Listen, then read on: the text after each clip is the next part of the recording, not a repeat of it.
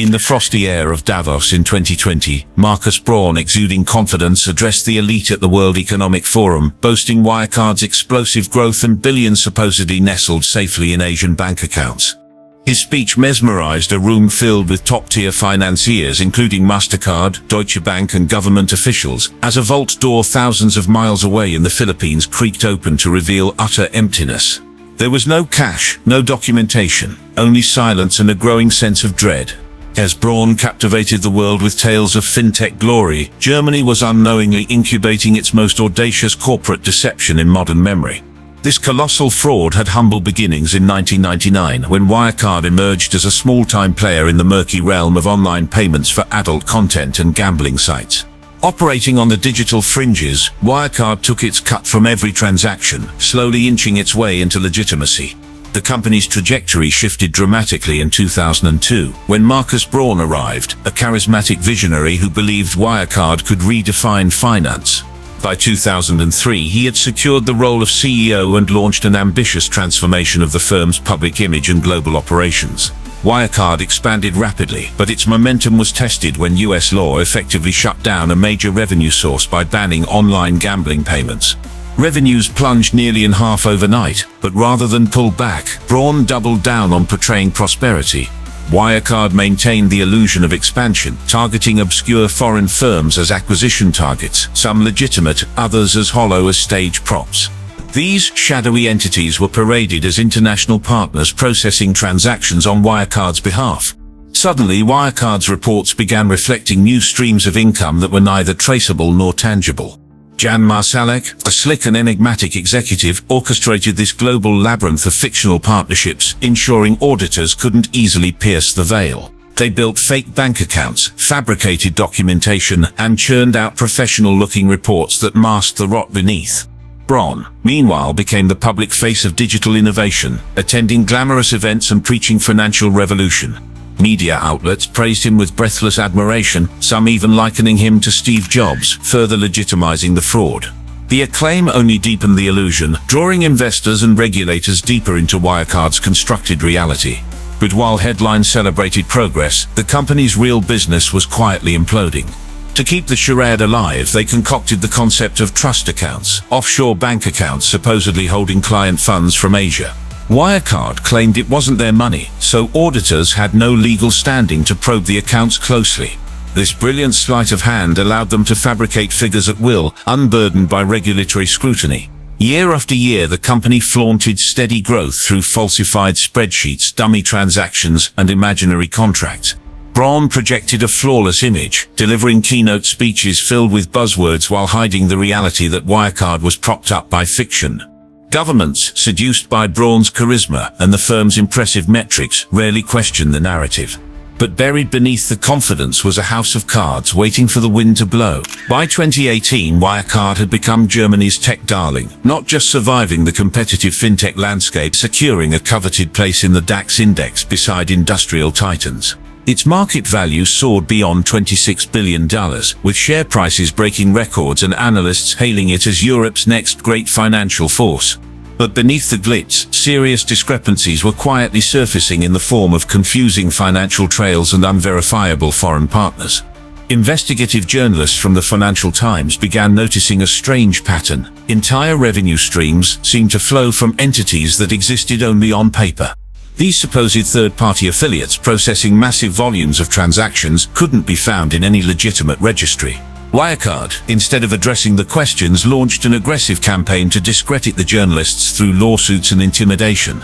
Executives accused critics of conspiring with short sellers to sabotage the company's reputation. Braun took a combative stance, insisting Wirecard was the victim of jealousy-fueled misinformation. Yet internally, panic was quietly replacing bravado, as maintaining the facade required increasingly intricate forgeries. Staff were instructed to backdate documents, invent transaction logs, and prepare audit materials designed to mirror fictitious performance metrics. Even internal financial records were fabricated to maintain consistency between fake revenue and reported earnings. Wirecard's ability to escape scrutiny was aided by one of the world's top accounting firms, Ernst & Young, which continued to approve the books. Despite glaring inconsistencies, EY offered clean audits year after year, giving investors a false sense of security. Their stamp of approval fortified the illusion, as stakeholders trusted that such oversight guaranteed legitimacy. In reality, Wirecard had evolved into a shell powered by appearances where illusion stood in place of substance. Its operational model had become entirely dependent on deception, with no real product, service or scalable infrastructure driving the business. As scrutiny mounted, whistleblowers emerged, revealing how internal audits were manipulated to align with fabricated goals. Some insiders who questioned irregularities were reassigned or pressured into silence, creating a culture of fear and secrecy. Wirecard's organizational complexity worked in its favor, serving as a smokescreen that confused investigators and shielded the fraud. The so-called partners producing billions in revenue were unreachable, often operating from empty addresses or disconnected phone numbers. Their digital footprints were deliberately minimal, helping Wirecard invent cash flows without triggering suspicion. Inquiries about revenue origins were brushed off with vague language about confidentiality and proprietary systems. Both Braun and Marsalek had built an alternate universe where fiction passed as financial success and perception trumped reality. Their deception had momentum, feeding itself with each passing audit, press release, and investor pitch. By the time doubts began to solidify, Wirecard had become a behemoth built entirely on crafted numbers and artificial confidence. The scam had grown too large, too entangled, and too convincing to unravel overnight. It was no longer a question of whether the fraud existed, but how far it had truly gone. By 2019, the curtain started to slip, and Wirecard's fantasy world began unraveling under the weight of mounting scrutiny. A new wave of internal leaks handed journalists confidential files exposing a tangled mess of fraudulent accounting. These documents revealed that Wirecard had created fake invoices, fabricated customer lists, and manipulated payment logs to inflate earnings.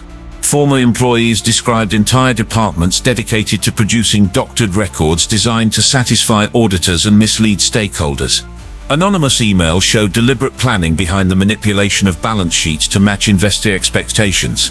The company's defense remained aggressive, portraying itself as a victim of media warfare and financial sabotage.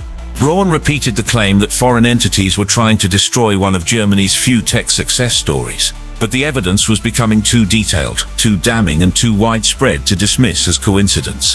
Financial authorities, pressured by public outcry and media attention, launched formal inquiries into Wirecard's foreign cash reserves.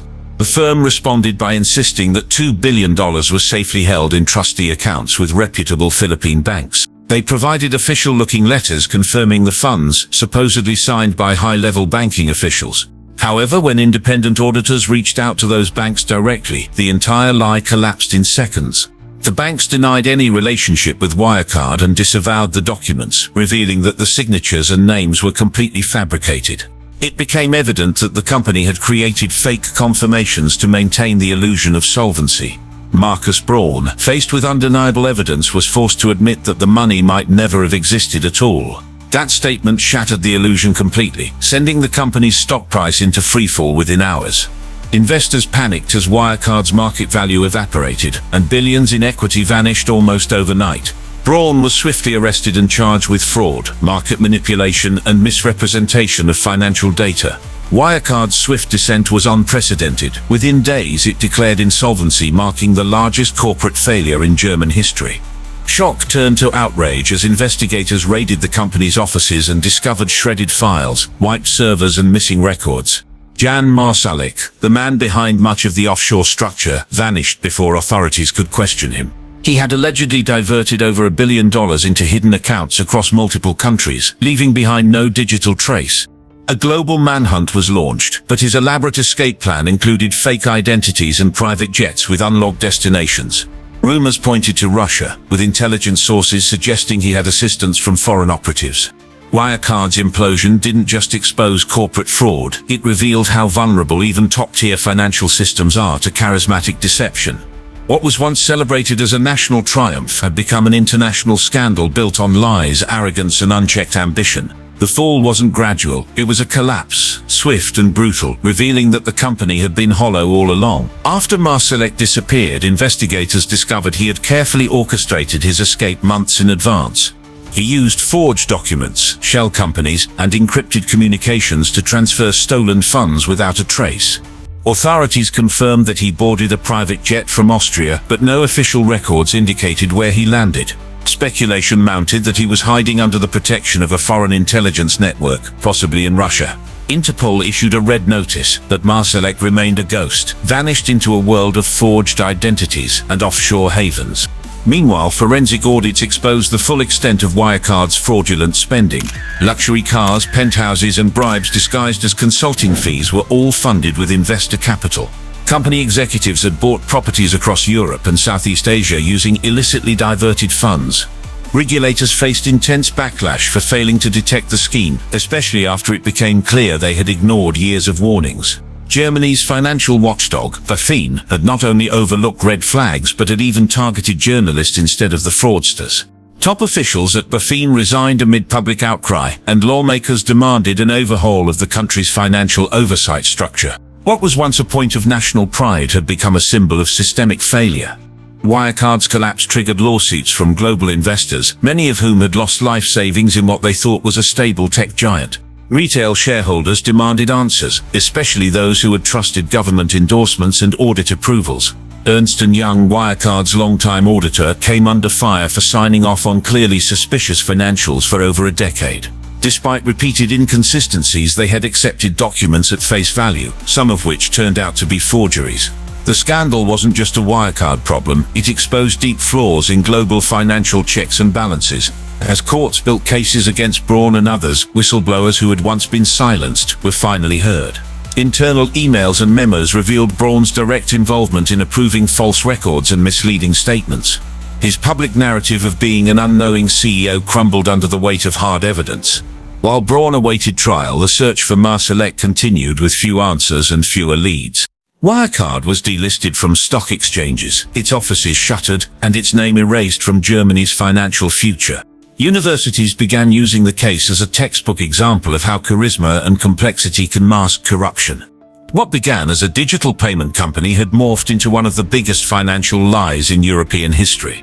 And its fall reminded the world of a hard truth. Numbers can be forged, trust can be bought, and deception can scale. Before you go, if you were stunned by how two men manipulated an entire financial system, hit that like button. It helps this story reach more curious minds. Got thoughts on Marsalek's escape or Braun's downfall? Drop a comment below, we're diving deep with you. And don't forget to subscribe for more unbelievable true stories that expose the hidden cracks in systems we trust. Because the next billion-dollar lie might already be unfolding, and you deserve to see it coming. Thanks for watching, stay sharp, stay skeptical.